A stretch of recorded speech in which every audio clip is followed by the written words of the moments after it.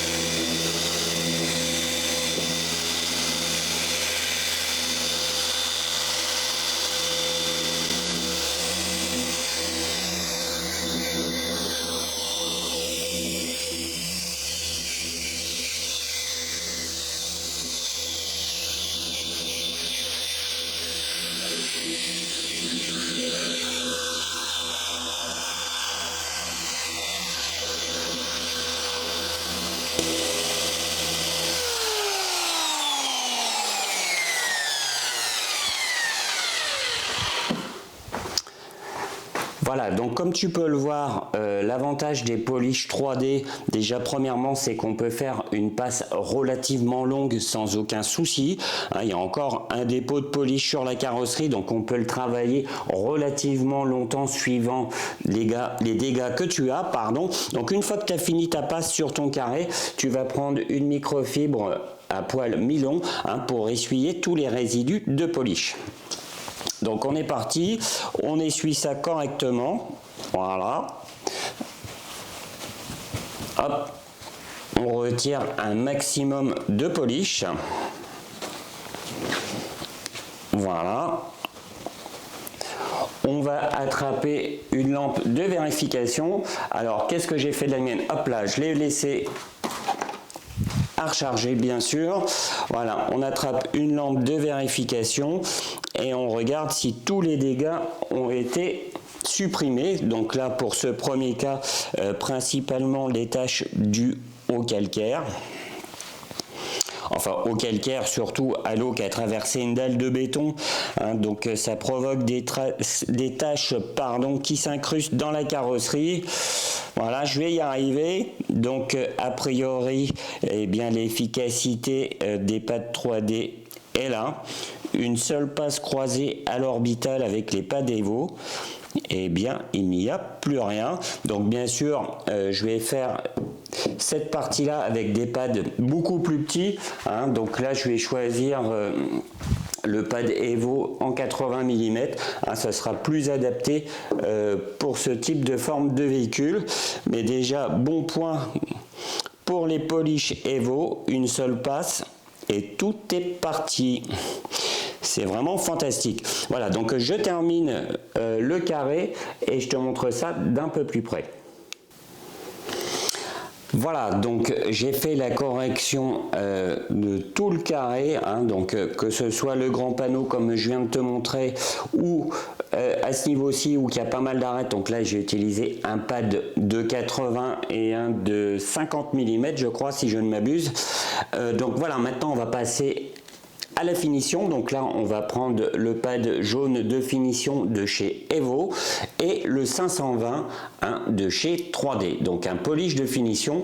Alors ce que j'ai oublié de dire tout à l'heure, pensez à secouer correctement votre bidon, hein, tout simplement c'est que il faut que tout soit bien mélangé avant de commencer. Donc on n'hésite pas, on secoue, on secoue, on secoue. Voilà, donc une fois que tu as bien secouer ton bidon, on va faire exactement la même chose que tout à l'heure. 1, 2, 3 et 4 petites noisettes. Et on est reparti encore une fois pour une passe croisée, mais cette fois-ci de finition. Hein, tout simplement, c'est que quand tu utilises le 510, donc un pad de cut, tu vas supprimer, donc dans ce cas-ci, principalement les taches dues aux dégâts des eaux, hein, principalement. Et les micro-rayures, mais tu vas provoquer, on va dire, de légères micro-rayures, vraiment très très fines. Donc le polish de finition va supprimer tout ça et donner une belle brillance. Hein. C'est le polish de finition qui va apporter de la brillance et de superbes reflets. Donc là, on est reparti pour une passe croisée avec le 520, donc le polish de finition de chez 3D.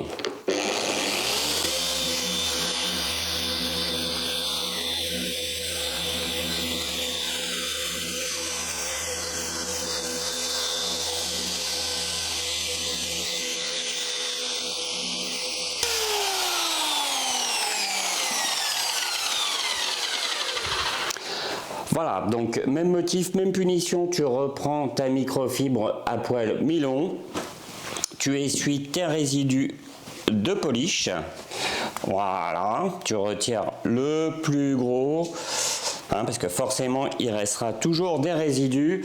C'est là qu'intervient bien tout simplement l'IPA. Hein, donc l'IPA, ça va permettre d'avoir une surface totalement vierge. Là tu prends une microfibre sans couture bien sûr, à poil court, tu pulvérises sur la carrosserie, voilà, et tu dégraisses ta surface. Hop là. Voilà, donc ta surface est terminée. Donc bien sûr, je vais passer mon polish de finition sur le reste. Et juste après, je te montre le résultat final d'un peu plus près, dans les mêmes conditions que tout à l'heure. Voilà, nous revoilà dans les mêmes conditions que tout à l'heure. Donc comme tu peux le voir, tout ce qui est tâche dû au dégâts des eaux a disparu. Hein. Tout ça a bien disparu. Les micro-rayures ont disparu aussi. Donc à savoir que ce vernis là n'est pas un vernis on va dire classique qu'on va trouver sur toutes les Mustangs. Là c'est un vernis qui a été fait en Allemagne, donc c'est une couleur que tu vas retrouver seulement en Allemagne. Donc c'est plutôt un vernis on va dire médium, hein, plutôt qu'un vernis vraiment tendre comme la plupart des Mustangs. Donc là c'est un vernis médium qui est rempli de paillettes bleues électriques, c'est vraiment magnifique. Voilà, je pense que le résultat parle de lui-même. Les polish 3D sont plus que performants. Une coupe rapide et un résultat fantastique en seulement 2 passes. Voilà. Donc voilà un cas de figure, on va dire classique, que va retrouver 90% des gens sur son véhicule. Donc ces micro-rayures sont dues à un mauvais nettoyage, hein, d'où l'importance d'une bonne préparation, pré-lavage, lavage avec la technique des 2 seaux. Hein, donc quand tu fais un lavage classique, voilà ce que tu provoques sur ton véhicule. Hein, donc je te rassure, tu vas retrouver ça sur la plupart des véhicules, il n'y a rien de catastrophique. Donc là, ça va être un très très bon test pour les polish 3D. Donc nous revoilà sur l'aile de tout à l'heure aussi, donc avec des micro-rayures, je le rappelle, qui étaient causées par un mauvais lavage. Donc j'insiste là-dessus, un bon pré-lavage, un bon lavage avec la technique des 2 seaux. Ça évite de rayer son véhicule, c'est important. Donc voilà, j'ai fait exactement la même chose que sur le capot. Hein, donc une passe de 510, donc le cut, et une passe de 520. Hein, et comme tu peux le voir, le résultat est plus que sympa.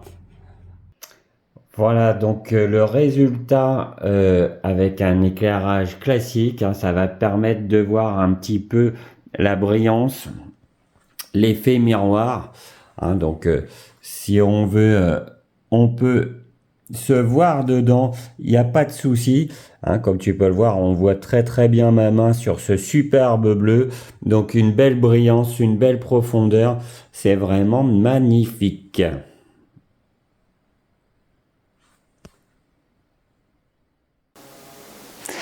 Alors maintenant, il est temps que je te donne mon avis sur les polish 3D. Donc je te rappelle que c'est la 3e voiture que je fais avec ces polish et ces pads. Je vais en profiter aussi pour te donner mon avis sur des pads, on va dire, moins chers. Sont-ils corrects ou pas? On va voir ça maintenant. Alors déjà, pour stopper un petit peu les tirs à l'heure, Michael, tu as les produits gratuits, donc automatiquement, tu ne dis que du bien. On va les calmer tout de suite. Voilà. Je te montre la facture. Donc bien sûr ces polish là tu les retrouves chez Formula Detailing. Voilà, hein, les polish 3D je les ai achetés, hein, tout simplement. Voilà, la facture est là. Je reste longtemps, comme ça tu vas pouvoir faire pause et lire correctement. Voilà, le problème est réglé. Donc j'ai payé ces polish là, tout simplement. C'est que Formula Detailing voulait m'envoyer des polish en test, mais c'était des petits flacons de 250 ml. Et moi, comme j'ai une consommation, on va dire, relativement élevée, hein, je fais régulièrement maintenant des voitures complètes. Je ne fais pas de test, si tu veux, sur des capots ou des petits morceaux.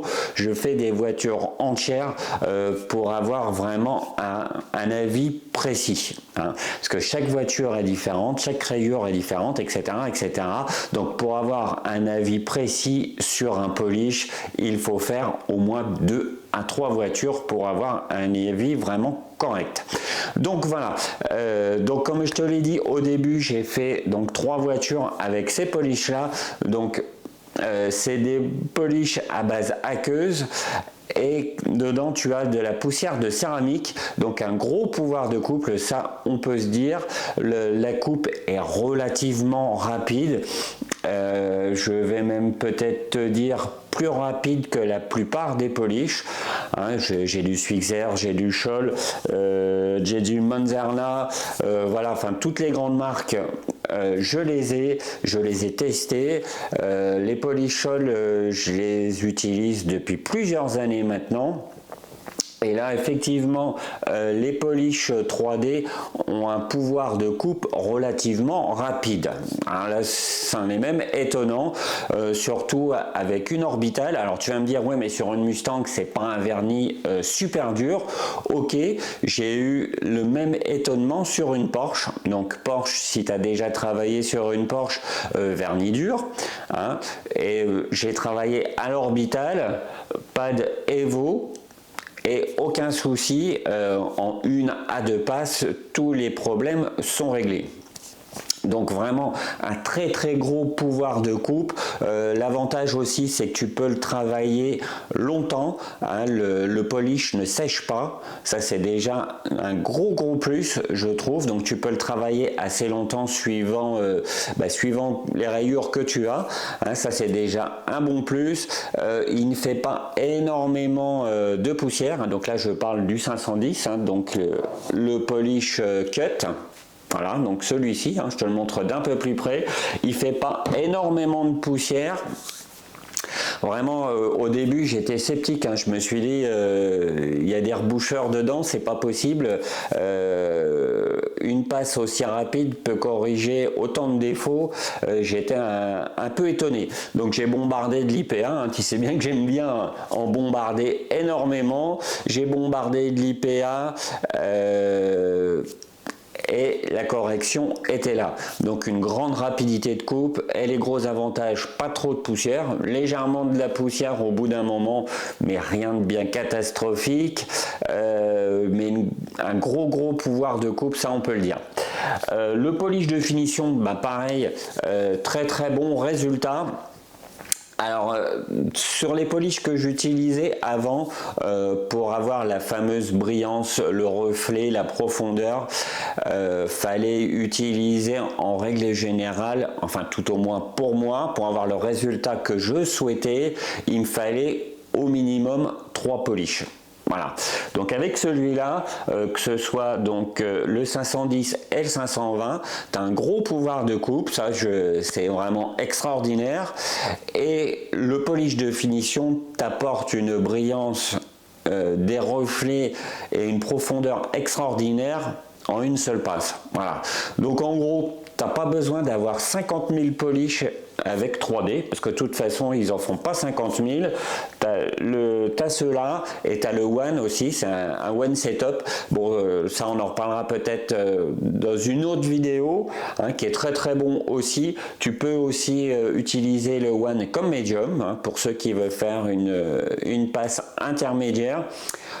Personnellement, je trouve que c'est presque inutile, tellement que ces deux polish là sont performants. Alors le One, on peut l'utiliser aussi en polish de finition sur certains vernis vraiment extrêmement durs si tu veux atteindre la brillance souhaitée. Quand tu as un vernis plus dur, pour atteindre la brillance, généralement on prend un médium et on l'utilise en polish de finition. Voilà, hein, mais ça on en reparlera une autre fois. Voilà, donc au sujet des pads Evo, donc comme je te l'ai dit tout à l'heure, un pad comme ça dans les 8 €. Alors je vais te le montrer d'un peu plus près. Donc c'est le pad que j'ai utilisé tout à l'heure et comme tu peux le voir, j'ai fait la partie de mon capot avec et l'aile que je t'ai montré tout à l'heure. Et comme tu peux le voir, le pad n'est pas du tout saturé, je ne l'ai pas brossé, hein, enfin bien sûr je l'ai brossé entre le capot et l'aile bien sûr, mais là j'ai fini l'aile avec et comme tu peux le voir, eh bien il n'est quasiment pas saturé. Donc les polish 3D ne saturent pas spécialement les pads, enfin tout au moins rapidement que certaines marques, et les pads Evo pour ce prix-là, franchement, font très très bien l'affaire. Je n'ai strictement rien à dire. Donc c'est la troisième, même le pad de finition, hein, tu peux voir, là, il a servi aussi pour les deux morceaux et il n'est pas spécialement saturé non plus. Alors les pads Evo m'ont étonné parce que ça reste des pads, on va dire, à prix plus raisonnable, hein, parce qu'il y a certains pads haut de gamme qui coûtent relativement cher et là c'est un budget, ça je le conçois. Avec des pads comme ça, tu peux faire vraiment du très très bon travail avec un prix relativement réduit, hein, voilà. Donc les pads Evo, tu vas pouvoir faire deux morceaux, par exemple une portière et une aile sans problème, voire même peut-être démarrer un troisième morceau avec un seul pad. Ils tiennent très très bien, ils saturent pas trop rapidement. Franchement, pour des pads à 8-9 balles, je parle en 125 mm, franchement ça vaut le coup. Les pads Evo, ben, ça vaut le coup. Voilà, petite blague à 2 balles, mais il fallait que je la fasse. Voilà, donc tu as des plus petits modèles comme ceci, hein. Bon voilà, je te montre pas tout, hein, mais Evo fait aussi des wall pads, etc., etc. Donc très bon combo, hein, franchement, les polish 3D et les pads Evo, voilà, le résultat est franchement fantastique, hein. Je me répète un petit peu, mais c'est là de très très bons polish. Alors ce que je peux te proposer, tu me dis si ça te branche ou pas. Je peux te proposer une petite battle, donc les polish 3D contre les polish Scholl Concept, hein, parce que tu le sais très bien que j'ai utilisé les polish Scholl Concept pendant un long moment, que c'était mes polish préférés, ça je le dis haut et fort, les polish Scholl Concept sont très très bons, mais je pense que les polish 3D sont de très très gros concurrents. Je pense qu'une petite battle serait intéressante. Donc si ça te dit, tu me mets ça en commentaire sous cette vidéo. Eh bien, je te dis à bientôt pour une prochaine vidéo. Allez, salut!